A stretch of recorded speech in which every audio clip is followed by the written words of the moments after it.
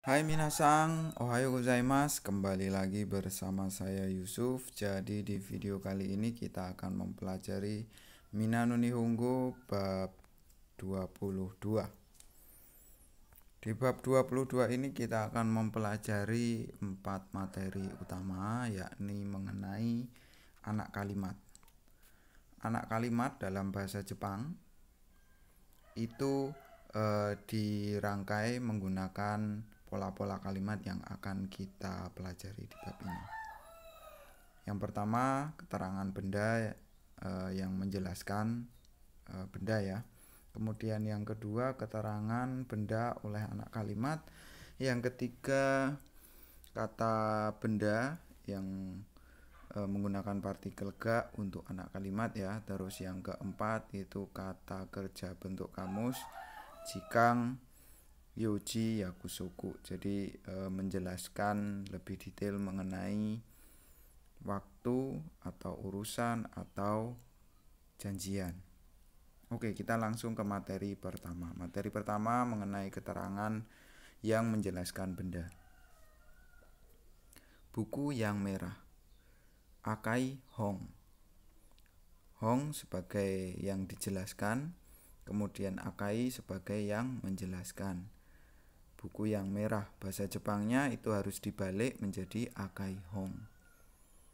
Jadi yang dijelaskan ada di belakang.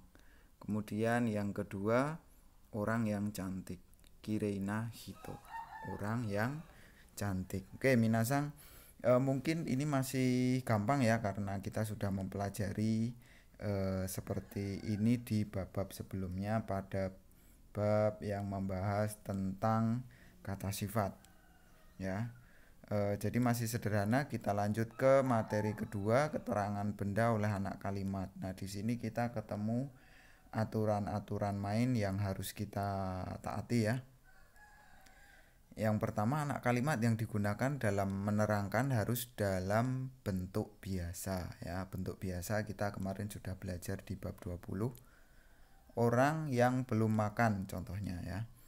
Orang yang belum makan, bahasa Jepangnya menjadi mada tabenai hito.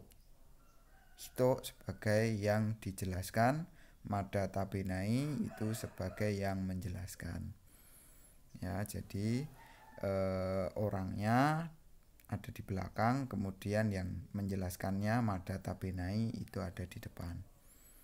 Ya, nyambung ke aturan kedua, yaitu kata yang dijelaskan diletakkan di belakang. Lagu yang saya dengar kemarin, Kino watashi ga kita kyoku.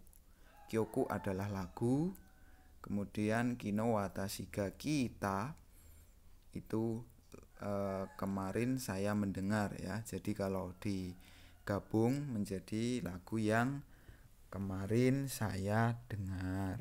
Jadi bentuknya adalah bentuk biasa, kemudian yang dijelaskan ada di belakang. Oke, aturan ketiga yakni kata benda yang diterangkan bisa menjadi subjek, objek maupun predikat dalam berbagai bentuk kalimat.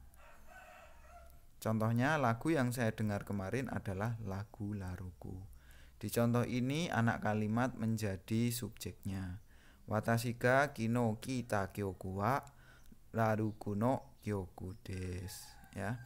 Jadi anak kalimatnya ada sebagai subjek gitu ya. Kita warna merah itu subjeknya, jadi semuanya itu. Watashi ga kino kita kyoku itu subjeknya. Jadi utamanya adalah kyoku, terus kemudian lagunya itu atau kyokunya itu dijelaskan lebih detail. Watashi ga kino kita gitu ya, lagu yang kemarin saya dengar gitu ya. Kemudian adalah Laruku itu sebagai predikatnya. Itu untuk materi kedua. Kemudian untuk materi ketiga, yakni partikel ga untuk subjek dari anak kalimat. Jadi dalam kalimat itu sudah ada subjek, yaitu ditandai dengan partikel wa. Kemudian objeknya itu misalnya di contoh pertama itu objeknya kan arisa sangga kaita itu objek. Nah, di dalam objek ada subjek kalimat lagi. Subjek anak kalimat maksud saya. Jadi anak kalimatnya adalah Arisa Sangga Kaita. Arisa Sang itu subjek dari anak kalimat, itu ditandai dengan partikel ga gitu. Jadi di contoh pertama itu saya membeli gambar yang digambar Arisa. Watashi wa Arisa Sangga Kaita eo kaimashita. Jadi subjek utamanya adalah watashi, kemudian subjek dalam anak kalimat itu Arisa Sang gitu ya. Objeknya adalah semua yang warna merah itu sebagai objek. Arisa Sangga Kaita gitu. Oke ya, kita ke yang contoh kedua itu, apakah ini kue yang kamu buat? Korewa anataga tsukuta keiki desu ka? Nah, jadi subjek utamanya adalah kore karena ditandai dengan partikel wa. Kemudian subjek anak kalimatnya adalah anata. Anataga tsukuta keiki itu dia sebagai predikat. Di dalam predikat ada subjeknya yakni anata gitu ya. Jadi partikel ga-nya dipakai untuk subjek dari anak kalimat tersebut. Kemudian kita ke materi yang keempat yakni jikang, yakusoku atau yoji. Kita bisa menjelaskan dengan anak kalimat. Maksudnya seperti ini.